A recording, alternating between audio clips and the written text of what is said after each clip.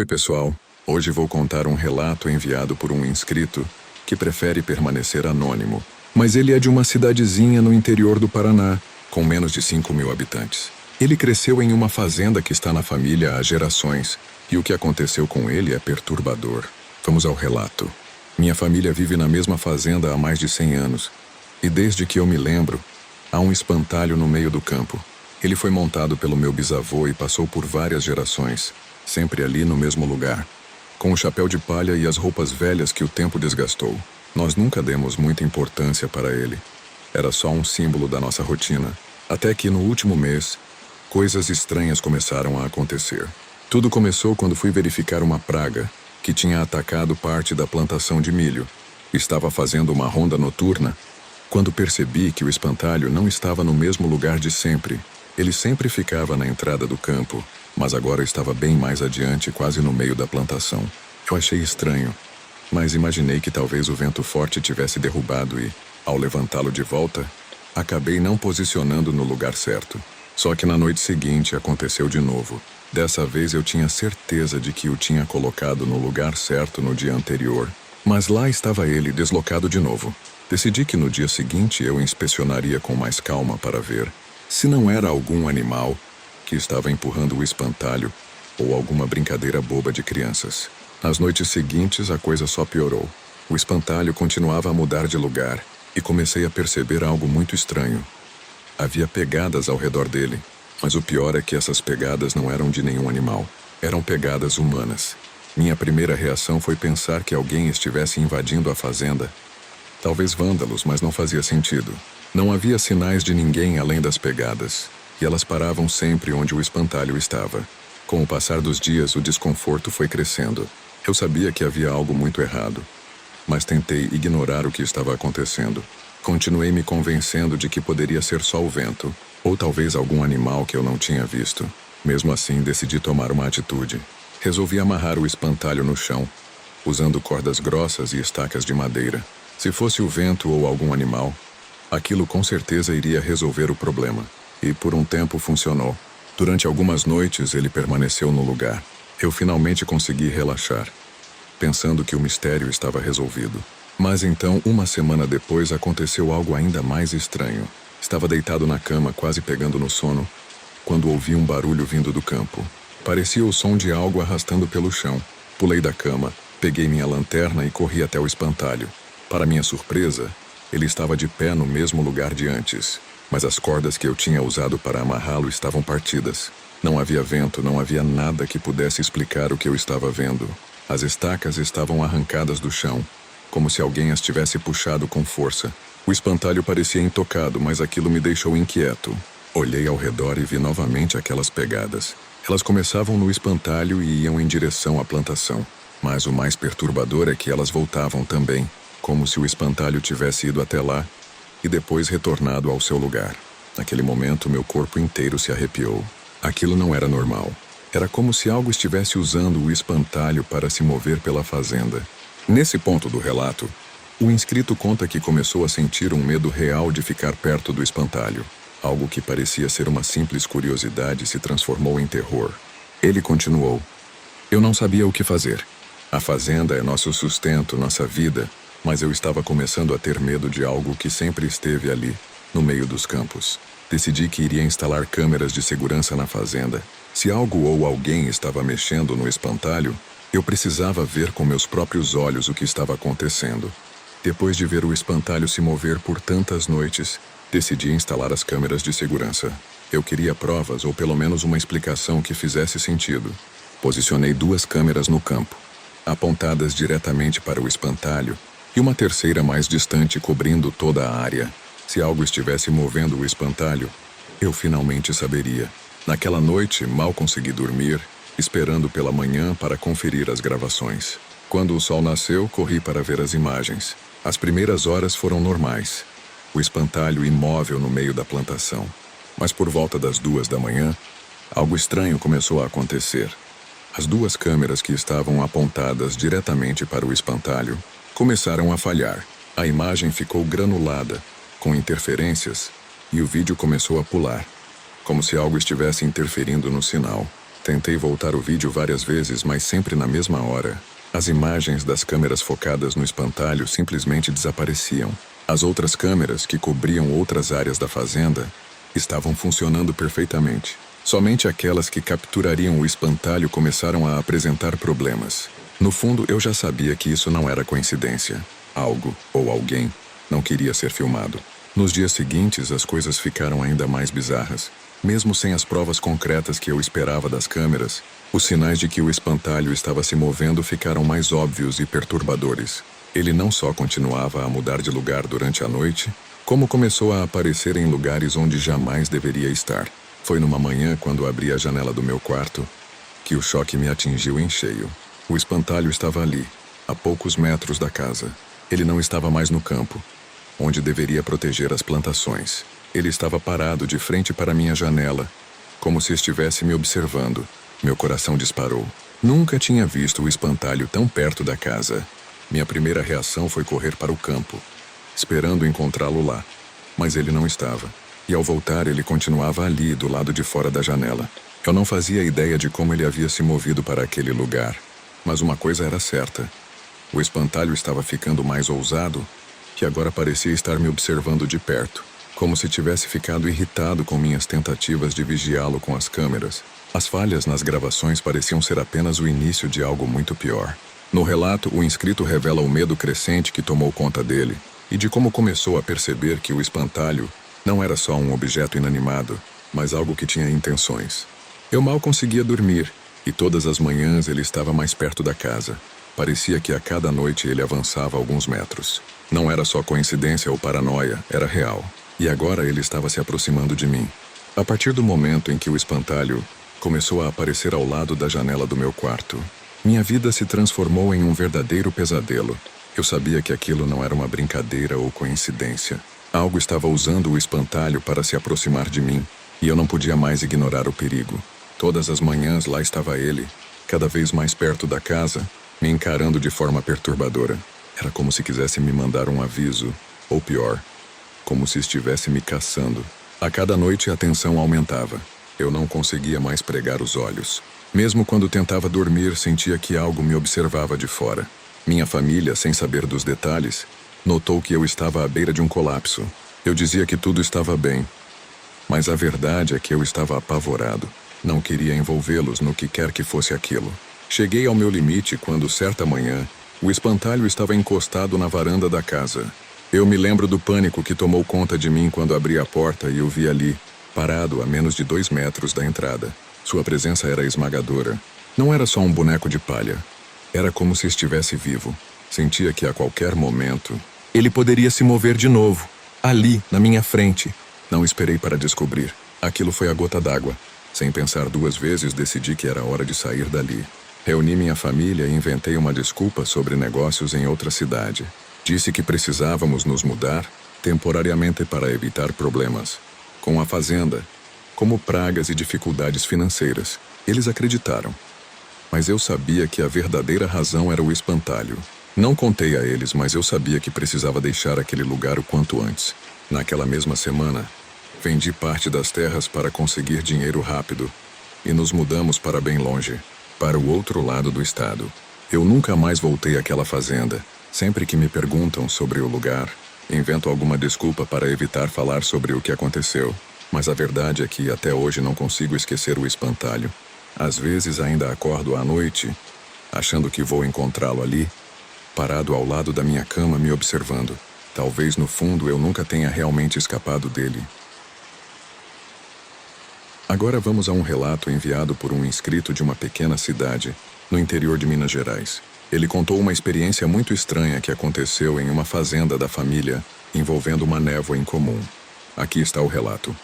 Minha família tem uma fazenda que fica em uma região bem isolada, no interior de Minas. A fazenda sempre foi um lugar tranquilo, onde passávamos férias e feriados longe da correria da cidade. Mas há alguns anos, algo aconteceu lá que fez minha família decidir não voltar mais. Tudo começou durante uma visita que fizemos no inverno. O clima estava mais seco que o normal, e o céu sempre parecia um pouco opaco, com uma leve neblina. No 3º dia da nossa estadia, minha mãe me chamou para mostrar algo que estava aparecendo no horizonte. Era uma névoa.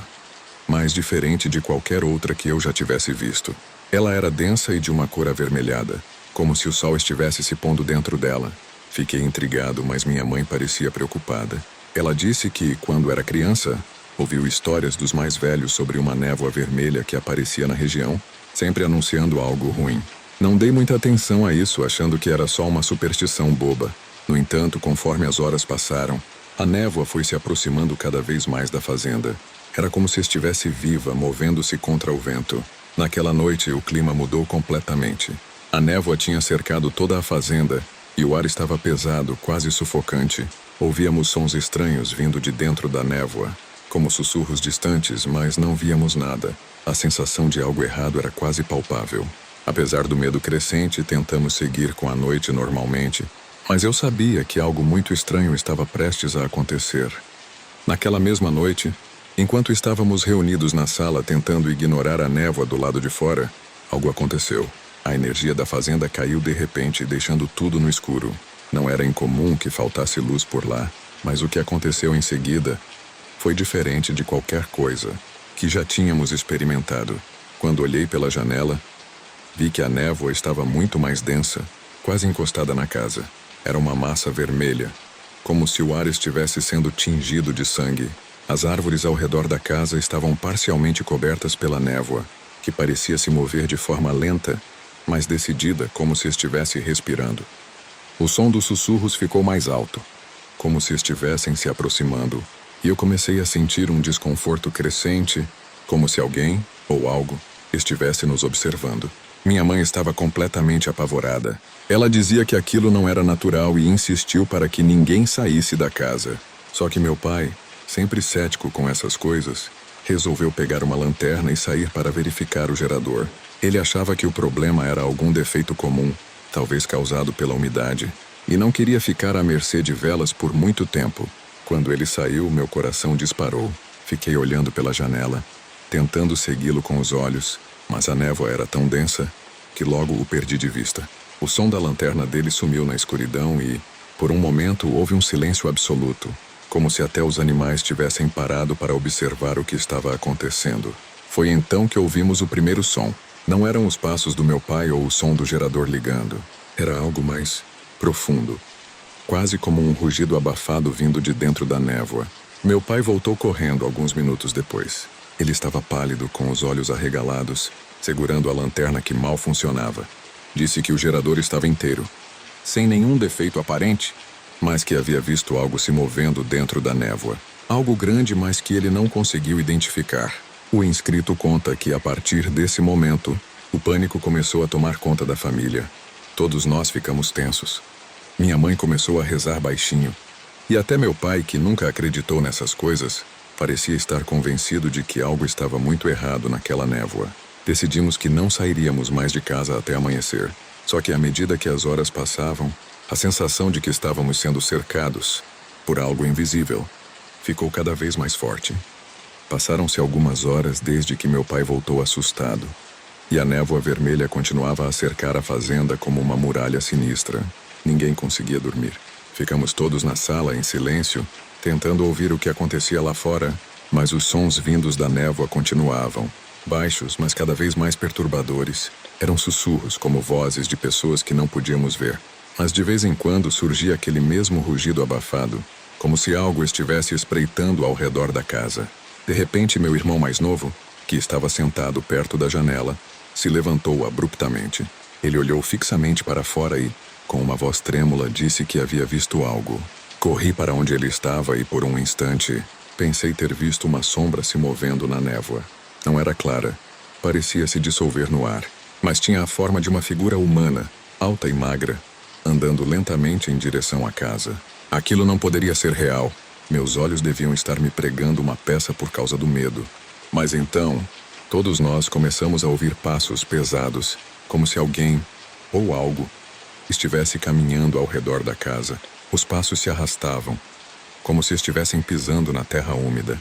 Minha mãe começou a chorar baixinho, enquanto meu pai ficou em pé, tentando manter a calma. Mas eu podia ver no olhar dele que ele estava tão apavorado quanto todos nós. Foi quando a batida começou. Do lado de fora da porta, Alguém ou alguma coisa começou a bater lentamente, com força, como se quisesse entrar. Não era uma batida urgente, mas sim ritmada, insistente. Cada batida ecoava pela casa inteira. E eu podia sentir meu corpo inteiro tremer com o som. Meu pai correu até a porta e gritou para quem estivesse lá fora que se identificasse. Mas a resposta foi apenas silêncio e mais uma batida, mais forte que as anteriores. Meu pai segurava a maçaneta da porta com força, como se estivesse pronto para impedir que algo entrasse, mas eu sabia que se aquilo quisesse de verdade, nenhuma tranca iria segurar. As batidas continuaram por mais alguns minutos, cada vez mais intensas até que, de repente, pararam. Ficamos paralisados, sem saber o que fazer. E foi então que ouvimos o som vindo da janela. Lentamente algo começou a se arrastar pelo vidro. O som era leve, como unhas arranhando, mas a intensidade do medo que sentimos foi esmagadora. E então vimos. Uma forma alta e distorcida estava parada do lado de fora, envolta pela névoa. Não tinha rosto, pelo menos não como os nossos. A névoa parecia se contorcer ao redor dela, como se fosse parte de seu corpo. Era como se a própria névoa tivesse ganhado vida e estivesse tentando entrar na casa. O inscrito revela que, naquele momento, o terror tomou conta da família por completo. Minha mãe começou a rezar alto, pedindo proteção. Nós sabíamos que não havia como enfrentar aquilo. Estávamos presos, cercados e parecia que a névoa estava viva, tentando entrar. O medo era tanto que não conseguíamos mais pensar direito. Só esperávamos que aquilo fosse embora, antes que algo pior acontecesse. Enquanto aquela presença horrível arranhava a janela e a névoa parecia pulsar ao redor da casa. Todos nós estávamos em choque. Ninguém se movia. Minha mãe continuava rezando, enquanto meu pai, que até então tentava manter a calma, começou a murmurar que precisávamos sair dali. Era como se ele finalmente tivesse entendido que a fazenda não era mais segura para nós. Que aquilo, seja lá o que fosse, estava nos cercando. Do lado de fora, os sussurros continuavam, misturados ao som arrastado da névoa batendo contra as paredes. O tempo parecia se esticar. Não sabíamos o que fazer. Não havia sinal de que a névoa fosse se dissipar, e sair de casa seria o mesmo que nos entregar aquilo. Mas de repente, assim como começou, a atividade parou. A batida na janela cessou e os ruídos na névoa diminuíram, até o silêncio reinar novamente. Foi o momento mais assustador de todos, porque sabíamos que a calma era temporária. Amanhecia quando meu pai decidiu que não podíamos mais ficar lá. Ele ligou o carro e nós saímos da casa às pressas. A névoa vermelha ainda envolvia a fazenda, mas à medida que nos afastávamos, ela parecia ficar para trás, como se não pudesse nos seguir além de um certo limite. De dentro do carro, olhei uma última vez para a casa. Foi quando vi, no meio da névoa, aquela mesma figura distorcida observando nossa partida. Ela não nos seguiu, mas continuou parada ali, como se soubesse que havia vencido, que nunca mais voltaríamos. Depois daquele dia, nós nunca mais pisamos na fazenda. Meu pai tentou vender a propriedade, mas ninguém na região queria comprá-la. Todos conheciam as histórias antigas sobre a névoa vermelha e os perigos que ela trazia. O lugar ficou abandonado, engolido pela natureza e pelo mistério. Até hoje, quando falo sobre isso, sinto o mesmo arrepio que senti naquela noite. Nunca conseguimos entender o que era aquilo, mas sei que, se tivéssemos ficado mais tempo, algo terrível teria acontecido. Aquela névoa, aquele ser dentro dela, eles não queriam apenas nos assustar, queriam muito mais. Meu nome é Lucas. Sou de uma pequena cidade no interior de Minas Gerais, chamada São Miguel do Rosário. Um lugar que para muitos é apenas uma cidade pacata e tranquila, cercada por montanhas e vales. Porém, quem vive ali há mais tempo conhece os segredos que as colinas escondem e, principalmente, as histórias esquecidas que cercam a antiga fazenda da minha família. Quando eu era criança, a fazenda de meus avós era o meu refúgio. Passávamos as férias lá, e eu me lembro de brincar pelos campos e correr pelos galpões antigos. Mas havia um lugar que todos diziam para evitar: o poço abandonado nos fundos. Ele ficava meio escondido, cercado por árvores, e as pessoas da cidade contavam histórias sombrias sobre ele. Diziam que era assombrado, que quem chegasse perto demais ouviria sussurros vindo de suas profundezas. Na época eu não acreditava nessas coisas. Sempre achei que eram só superstições. A vida seguiu. Me afastei da fazenda com o tempo, até que recentemente, após a morte do meu avô, tive que voltar para ajudar a minha avó a cuidar do lugar. Com o passar dos dias, comecei a redescobrir a fazenda e as memórias de infância, e inevitavelmente cheguei perto do poço. Foi numa tarde de verão, o sol forte brilhava no céu e o silêncio era profundo. Caminhando pela fazenda, senti uma curiosidade que nunca havia sentido antes. Me aproximei do poço como quem não quer nada, apenas para observar. Era apenas um buraco na terra, rodeado de pedras antigas cobertas de musgo. Mas ao me inclinar sobre a borda e olhar para o fundo, algo inexplicável aconteceu. Ouvi um som fraco, distante, como se alguém sussurrasse meu nome. No momento em que ouvi aquele sussurro, senti um arrepio subir pela minha espinha. Afastei-me do poço rapidamente, como se estivesse em perigo. Deve ter sido o vento, pensei, tentando racionalizar. Mas a inquietação permaneceu comigo o resto do dia. Durante a noite, enquanto tentava dormir, minha mente não parava de voltar àquele som estranho. Era algo sutil, quase imperceptível, mas parecia tão real. Resolvi não contar a ninguém. Minha avó, apesar da idade, era uma mulher forte e prática. Ela jamais acreditaria em histórias sobre sussurros vindos do poço. Além disso, eu mesmo estava em dúvida sobre o que realmente tinha ouvido. Nos dias que se seguiram, tentei me ocupar com outras tarefas pela fazenda. Podar árvores, consertar cercas, ajudar minha avó com os afazeres da casa. Mas, inevitavelmente, acabava me encontrando perto do poço de novo. Sempre que passava por lá, sentia aquela mesma presença silenciosa, como se algo lá embaixo estivesse me observando. Até que numa tarde chuvosa a curiosidade falou mais alto. Voltei ao poço, decidido a descobrir o que estava acontecendo. Olhei para o fundo, mas não vi nada além de escuridão. Peguei uma pedra pequena e joguei. Esperei ouvir o impacto com a água, mas o som não veio. No lugar disso, o silêncio foi interrompido novamente por um sussurro, mais claro desta vez. Lucas. Meu coração disparou. Aquilo não era possível. Meus pensamentos corriam em todas as direções. Tentei me afastar, mas minhas pernas pareciam presas ao chão. Era como se algo me atraísse para aquela escuridão, para o fundo do poço. Decidi contar à minha avó. Ela precisava saber que algo estranho estava acontecendo ali, mesmo que ela não acreditasse. Quando entrei na cozinha, vi que ela estava sentada à mesa com um olhar distante. Antes mesmo que eu dissesse algo, ela falou em um tom grave.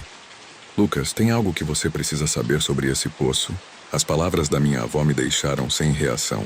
Ela nunca havia falado sobre o poço antes, e o tom sério que usava agora me fez sentir um frio na espinha. Me sentei à mesa de frente para ela, percebendo o olhar distante e preocupado em seu rosto. O que a senhora está querendo dizer? Perguntei, tentando manter a voz firme, mas com a curiosidade misturada ao medo crescendo dentro de mim. Minha avó suspirou, como se estivesse carregando um fardo pesado há muitos anos. Lucas, aquele poço... Ela começou com a voz baixa e sombria.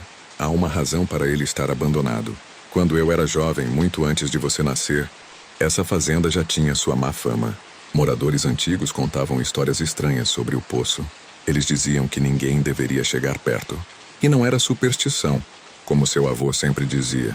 Algo aconteceu ali. Algo que nenhum de nós soube explicar. Ela fez uma pausa. Seus olhos escuros fixos nos meus, como se quisesse ter certeza de que eu estava realmente entendendo a gravidade do que ela dizia. O seu avô sempre foi um homem prático.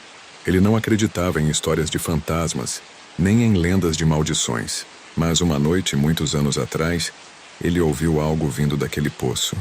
Um barulho, como um choro, ou uma voz. Ele foi investigar. Meu corpo gelou com as palavras.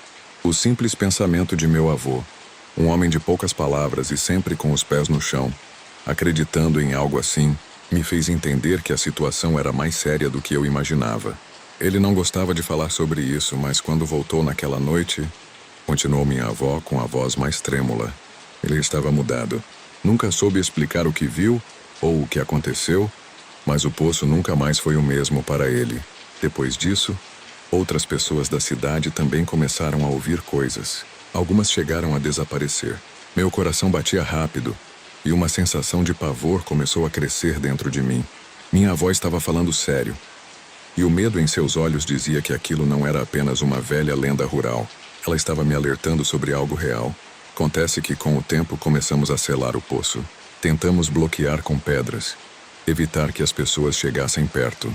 Mas, de alguma forma, o que está lá embaixo sempre encontra uma maneira de chamar a atenção de alguém. Agora parece que chegou a sua vez de ser chamado. Eu não sabia o que responder. Parte de mim queria seguir o conselho dela, esquecer o poço e nunca mais voltar lá. Mas outra parte, aquela que ouviu meu nome sendo sussurrado pelas profundezas, não conseguia deixar de pensar que eu precisava entender o que estava acontecendo. Eu precisava descobrir o que estava enterrado naquele lugar sombrio. Lucas, minha avó disse, com uma voz firme que me despertou do turbilhão de pensamentos. Se você valoriza sua vida e sua sanidade, mantenha-se longe daquele poço. Não deixe que ele o atraia. Naquela noite, enquanto tentava dormir, as palavras da minha avó ecoavam na minha mente. Ela estava certa em me alertar. Mas algo dentro de mim já havia sido despertado.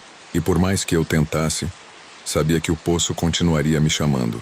Os dias seguintes à conversa com minha avó foram inquietantes. A ideia de me manter longe do poço pesava sobre mim como uma sombra, mas havia algo mais forte. Algo que não me deixava em paz. Aquela voz, aquele sussurro vindo das profundezas chamava por mim. Eu tentava seguir o conselho dela, mas a cada noite que passava, o chamado ficava mais insistente. Foi numa madrugada silenciosa, quando a lua estava coberta por nuvens, que finalmente decidi. Eu precisava voltar ao poço. Algo estava enterrado lá, algo que não deixaria minha mente em paz, até que eu descobrisse o que era. Sabia que minha avó jamais aprovaria, então aproveitei que ela dormia e me levantei devagar, tentando não fazer barulho. Peguei uma lanterna e uma corda no celeiro, meu coração acelerado pelo que estava prestes a fazer. Quando cheguei ao poço, a escuridão parecia mais densa e o vento soprava suave, como se sussurrasse segredos antigos. A borda de pedra parecia me chamar, e sem hesitar, amarrei a corda e comecei a descer. À medida que me aproximava do fundo, o ar ficava mais frio, quase congelante. A lanterna tremia em minhas mãos, lançando sombras que dançavam nas paredes de pedra. Quando meus pés finalmente tocaram o chão, senti um arrepio profundo. O silêncio era absoluto, mas eu sabia que não estava sozinho. Lá estava ela, no mesmo lugar onde eu havia visto antes, a pequena abertura no chão. Ajoelhei-me diante dela, sentindo o peso da decisão que estava prestes a tomar. Comecei a remover as pedras com as mãos e, aos poucos, a caixa de madeira envelhecida surgiu novamente. Ela parecia mais antiga do que a própria terra ao redor, coberta de musgo e desgastada pelo tempo. Com as mãos trêmulas peguei a caixa. O sussurro que ouvi antes não veio desta vez, mas a sensação de que algo me observava era inegável. A caixa parecia pulsar em minhas mãos, como se carregasse algo vivo dentro dela. Sem mais hesitar, abri a tampa. Dentro havia apenas um pedaço de tecido velho, embrulhado com cuidado. Quando o desenrolei, encontrei um objeto que me deixou perplexo. Um antigo medalhão de prata, com símbolos gravados que eu não reconhecia. Ele parecia emanar uma energia estranha, como se carregasse séculos de histórias sombrias. E ao tocá-lo, senti uma onda de frio intenso, como se algo invisível tivesse passado por mim. Foi então que ouvi a voz novamente, mas desta vez ela não estava longe. Estava dentro da minha mente. Finalmente, me libertou. Meu corpo ficou paralisado. O ar ao meu redor parecia vibrar, e as paredes do poço começaram a tremer levemente. O chão sob meus pés começou a parecer menos estável. E uma presença, algo muito antigo e poderoso, tomou conta do espaço. Era como se eu tivesse aberto um portal para algo que deveria ter permanecido enterrado.